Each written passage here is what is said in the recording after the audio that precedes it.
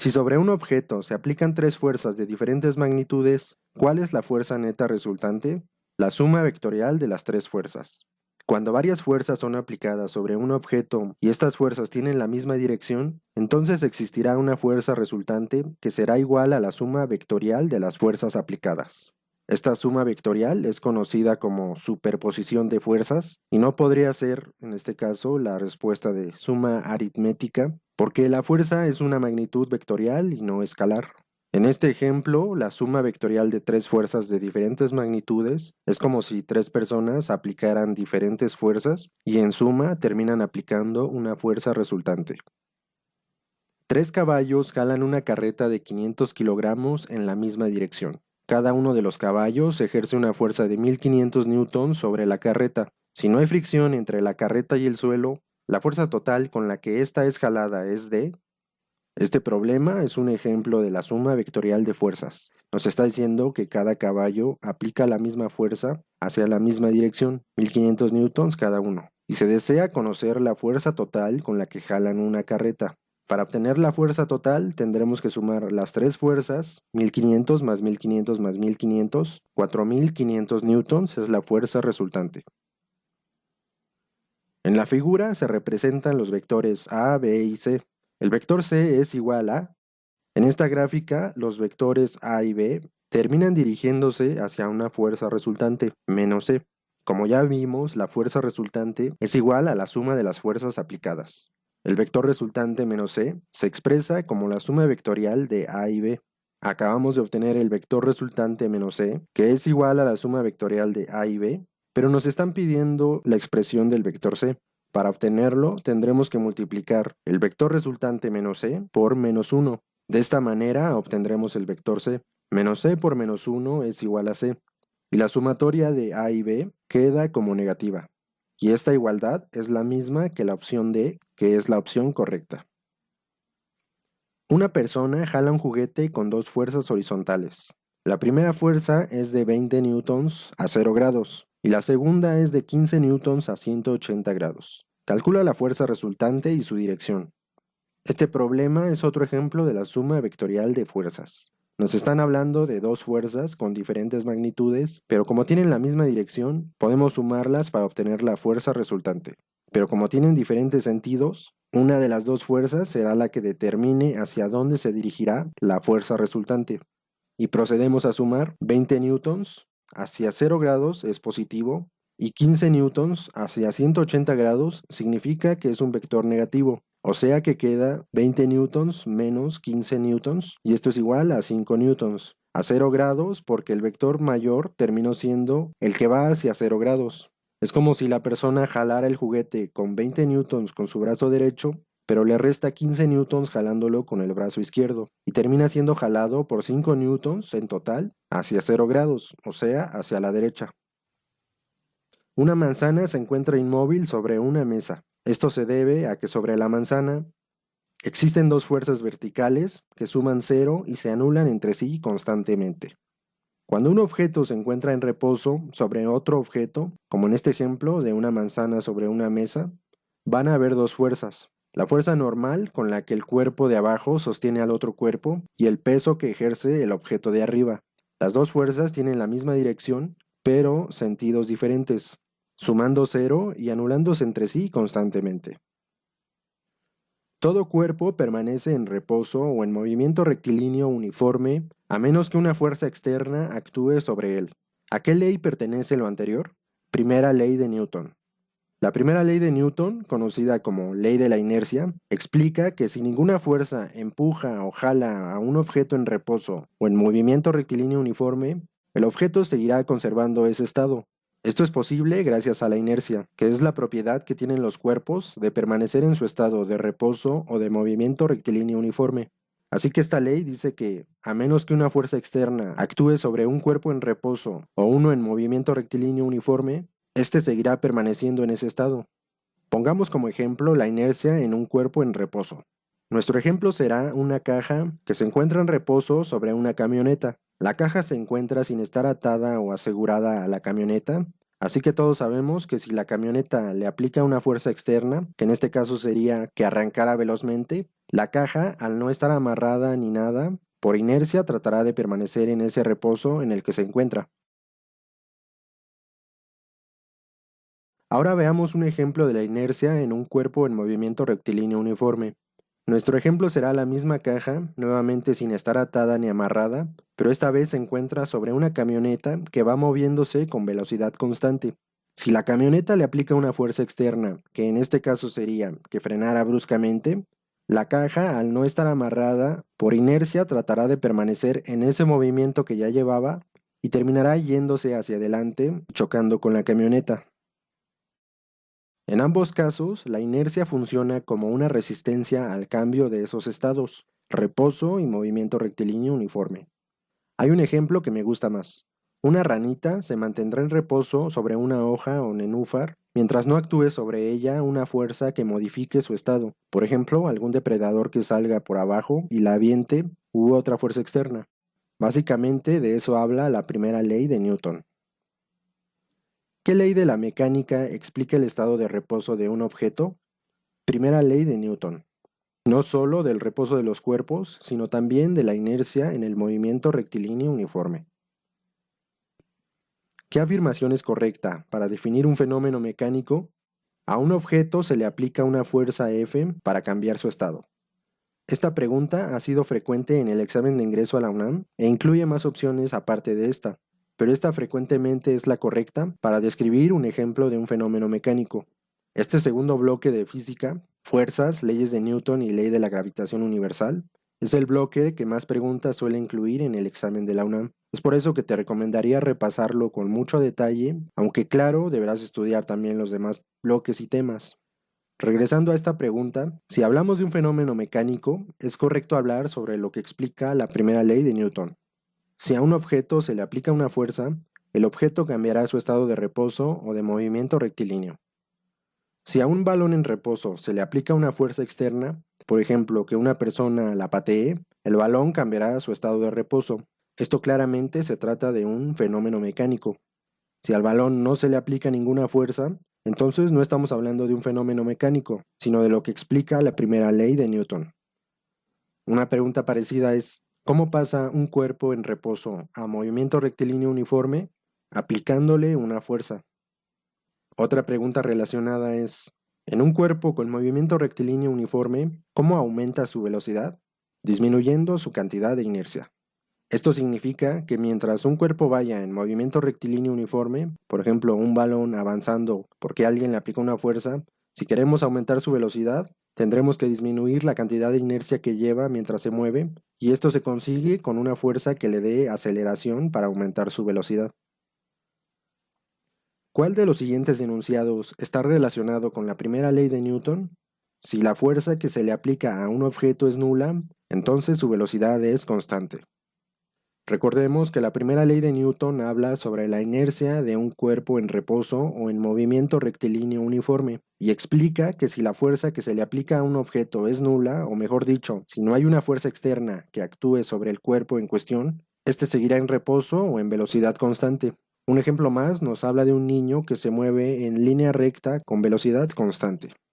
El niño podría recibir una fuerza, por ejemplo, que llegue su mamá y lo jale para ir más rápido, o que otro niño lo empuje igual para aumentar su velocidad. Pero si no es así y el niño sigue sin recibir ninguna fuerza considerable, seguirá manteniendo su velocidad constante. Un globo de helio sube en el aire. Si se le colocan dos sacos de peso, el globo sube con menor velocidad. ¿Qué ley de Newton explica esto? Segunda ley de Newton. La segunda ley de Newton, también conocida como ley de la fuerza o ley del movimiento, dice que la aceleración de un objeto es directamente proporcional a la suma de todas las fuerzas que actúan sobre él e inversamente proporcional a la masa del objeto. Básicamente, esta ley nos habla de tres conceptos: aceleración, fuerza y masa. Veamos un par de ejemplos para explicar esto que dice la segunda ley de Newton. Si una persona aplica una fuerza a una masa, la aceleración que logre desplazar va a ser directamente proporcional a la fuerza aplicada e inversamente proporcional a la masa. Y si una persona menos grande y con menos fuerza empuja la misma masa, la aceleración va a ser directamente proporcional a la fuerza aplicada e inversamente proporcional a la masa del objeto. Este ejemplo es en caso de una masa constante. Para ambos casos fue la misma masa. El ejemplo del globo es con masas diferentes porque dice que primero el globo sube solo y después sube con más masa. En los dos casos, la fuerza es la misma, la fuerza del helio que empuja el globo hacia arriba, pero la aceleración será mayor a menor masa y la aceleración será menor a mayor masa. En el ejemplo de la ranita, la fuerza con la que salte va a ser directamente proporcional a la aceleración que tome. Si sus músculos la impulsan poco, va a acelerar poco, pero si salta con una fuerza mayor, se disparará con mayor aceleración. Es la fuerza gravitacional sobre la masa de un cuerpo, peso. Aquí vale la pena recordar la diferencia entre masa y peso. Masa es la cantidad de materia que posee un cuerpo y se mide en kilogramos. También podremos definir a la masa como la cantidad de inercia que posee un cuerpo. Peso es la medida de la fuerza gravitatoria que actúa sobre un cuerpo y se mide en newtons. Eso quiere decir que la masa solo es cantidad de materia, mientras que en el peso se ven involucrados la masa y la gravedad. El valor de la gravedad en la Tierra es de 9.81 metros sobre segundo al cuadrado, pero en ocasiones el valor de la gravedad suele considerarse como 10 metros sobre segundo al cuadrado. Por ejemplo, el examen de la UNAM así lo llega a ser, y esto con la finalidad de resolver los problemas con mayor facilidad. Pero en los ejercicios del examen de la UNAM lo debe señalar. Si no lo hace, quiere decir que el valor de la gravedad será el real de 9.81 metros sobre segundo al cuadrado. ¿Cuál es el peso de un cuerpo de 10 kilogramos?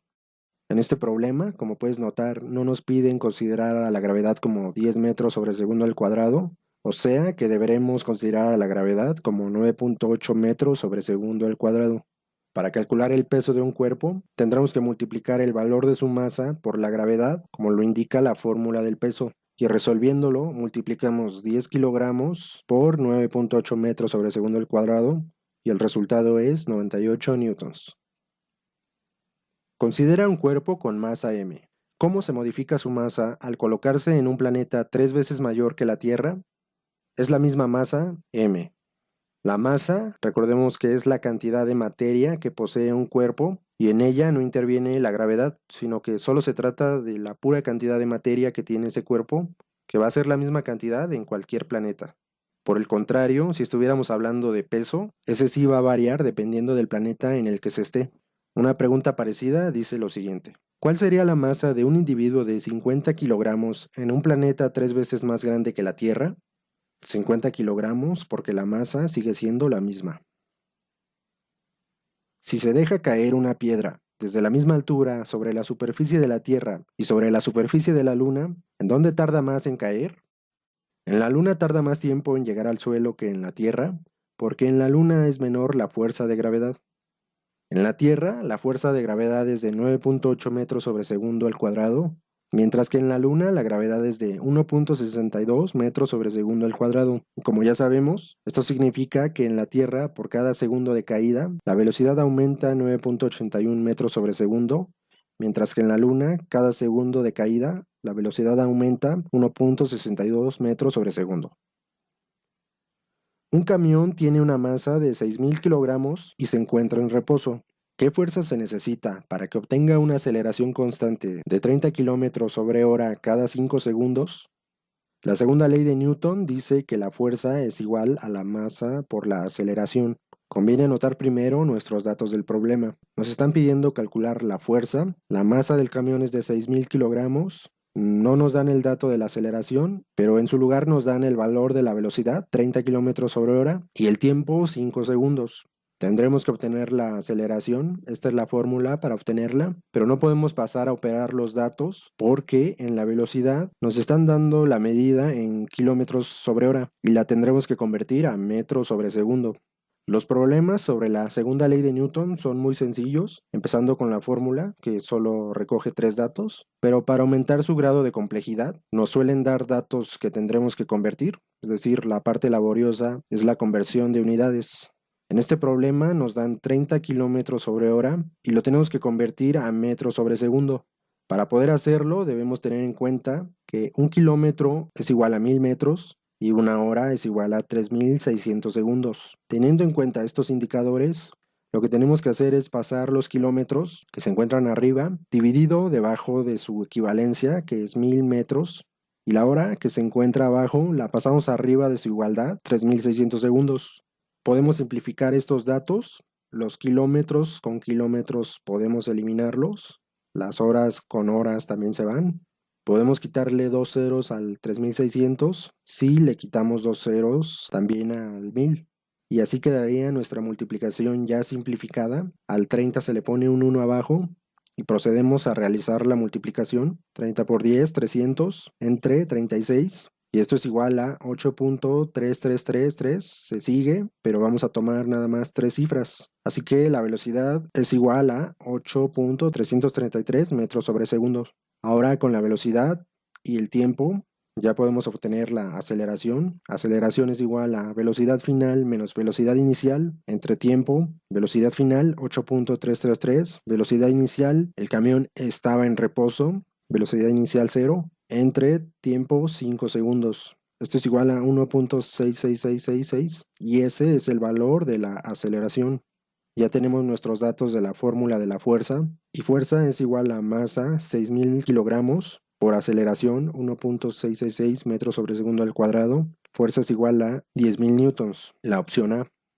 En realidad, el resultado va a quedar cerca de 10.000, como 9.990 y algo, y eso es porque no utilizamos todos los decimales de la aceleración, pero además las otras opciones van a quedar muy lejos del resultado.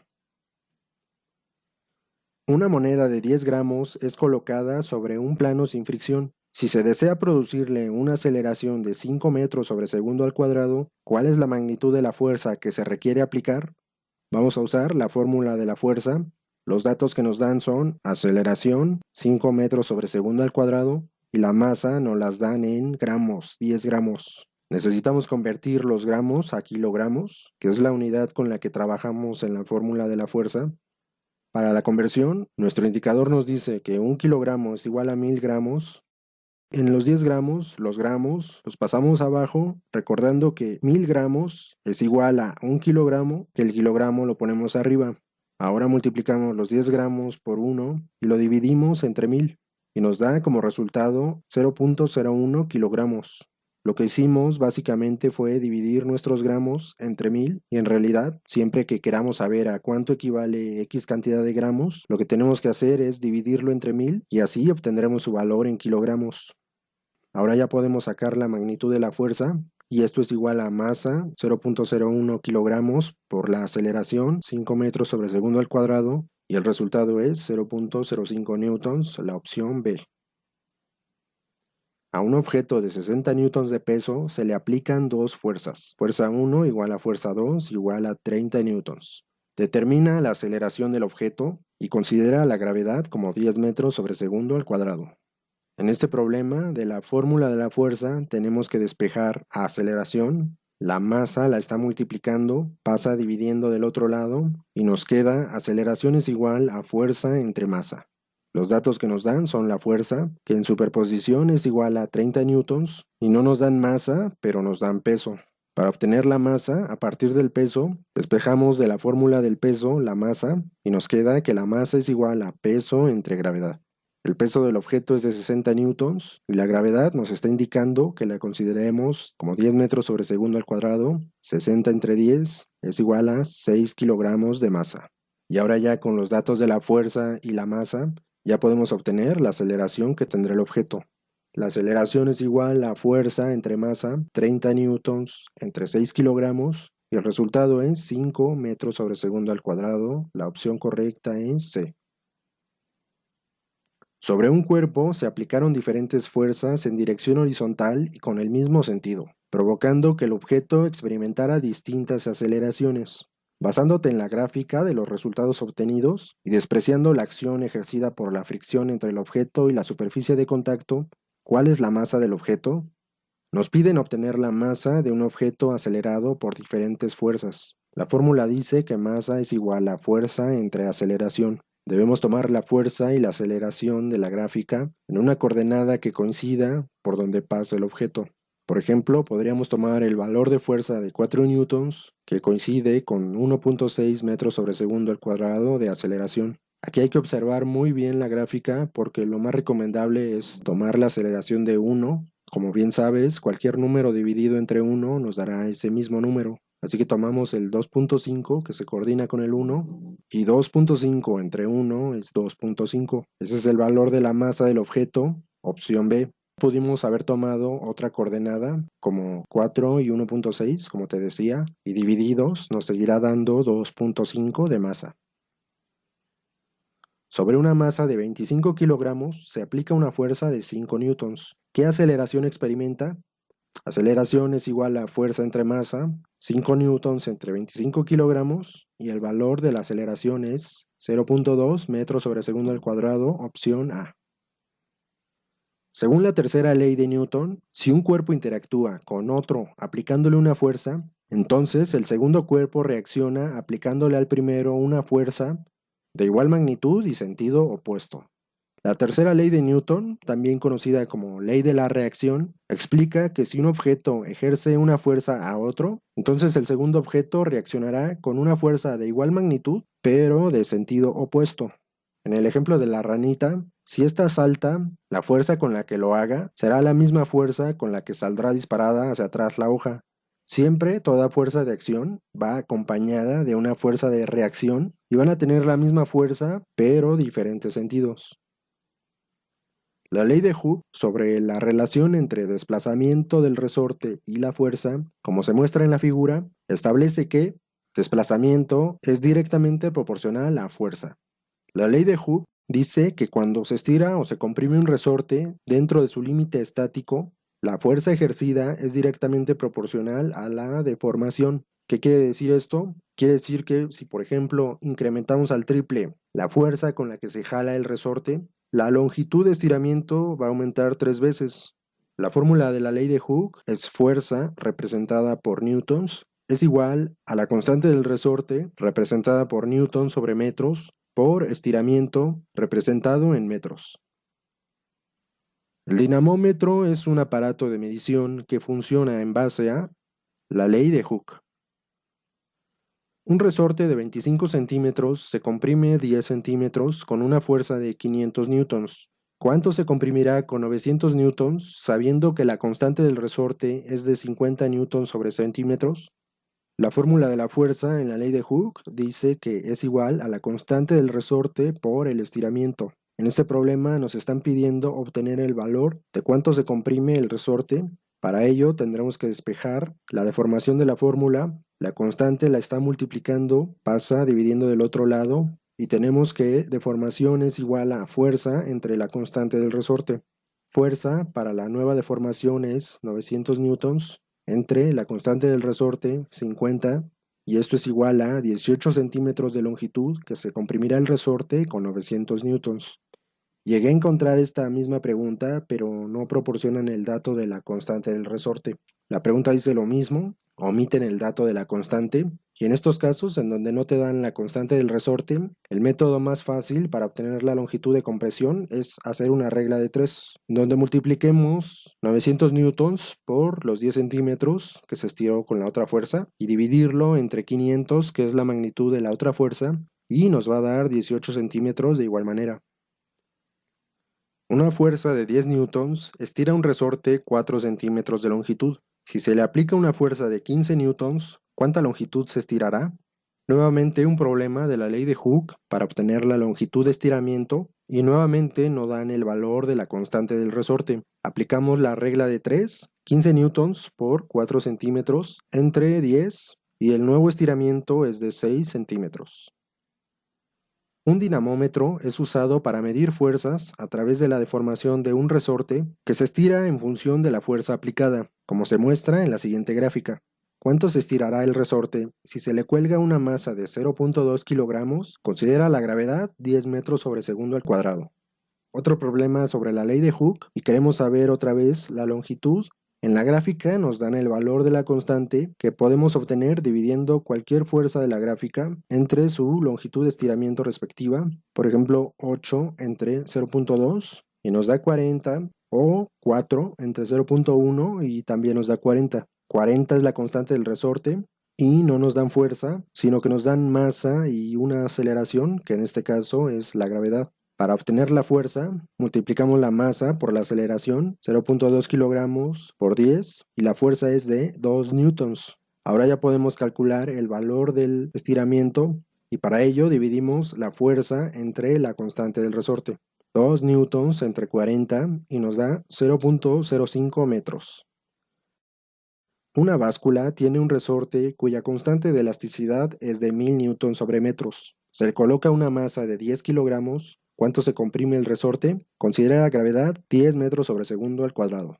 La fórmula de la ley de Hooke para el estiramiento es fuerza entre la constante. La constante dice que es 1000 newtons sobre metros, pero no nos dan la fuerza, sino nos dan masa y aceleración. Fuerza es igual a 10 kilogramos por aceleración 10 metros sobre segundo. Fuerza es igual a 100 newtons. Y ahora pasamos a encontrar el valor del estiramiento. 100 newtons de fuerza entre la constante de 1000 nos da 0.1 metros de estiramiento. La opción B es la correcta, porque como sabrán, 0.1 y 0.10 es lo mismo.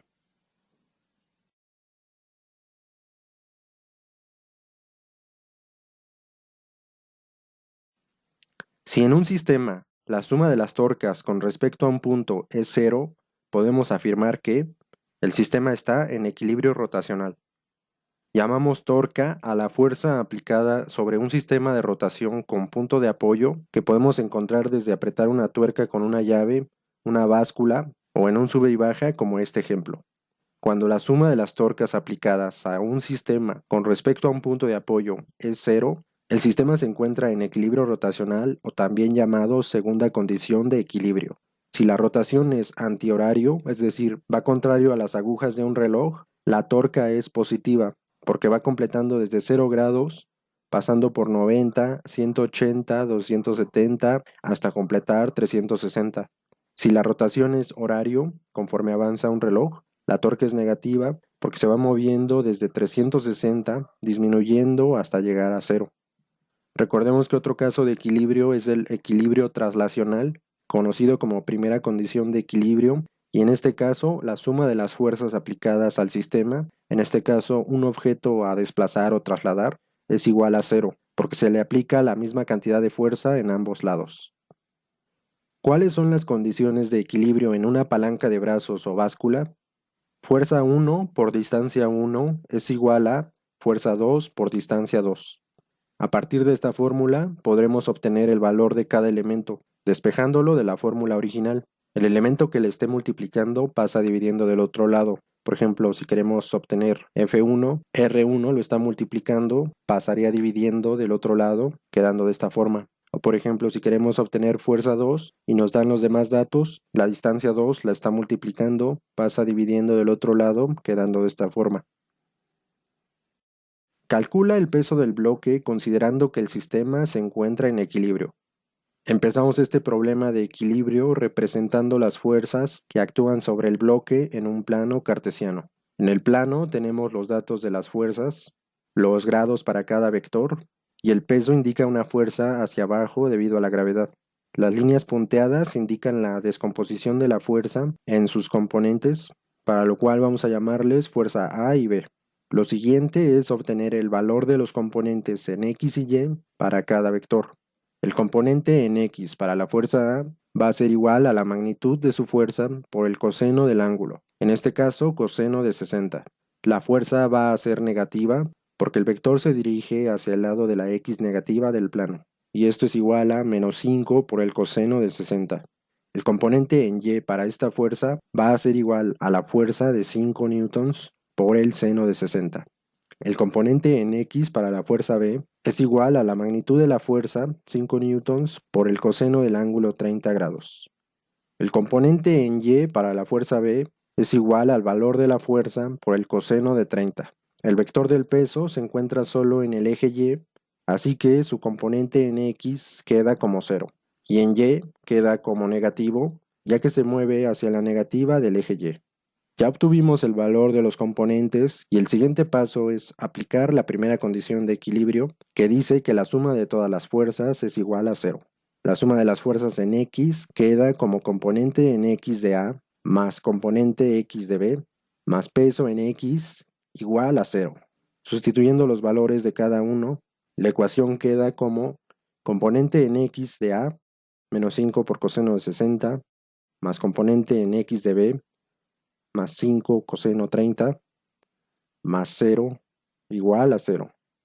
La suma de las fuerzas en Y queda como componente en Y de A más componente en Y de B más peso en Y igual a 0.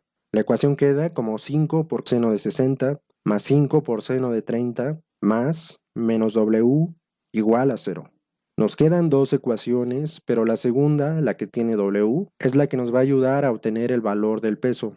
Esta ecuación queda como 5 por seno de 60 más 5 por seno de 30 menos peso igual a 0. Queremos despejar el peso, la W tiene signo negativo, pasa del otro lado con signo contrario, con signo positivo, y ahora queda que peso es igual a 5 por seno de 60 más 5 por seno de 30. Al resolver el seno de 60 y de 30, queda que peso es igual a 5 por 0.86 más 5 por 0.5 y al resolverlo nos queda que peso es igual a 4.3 más 2.4, lo que es igual a 6.8.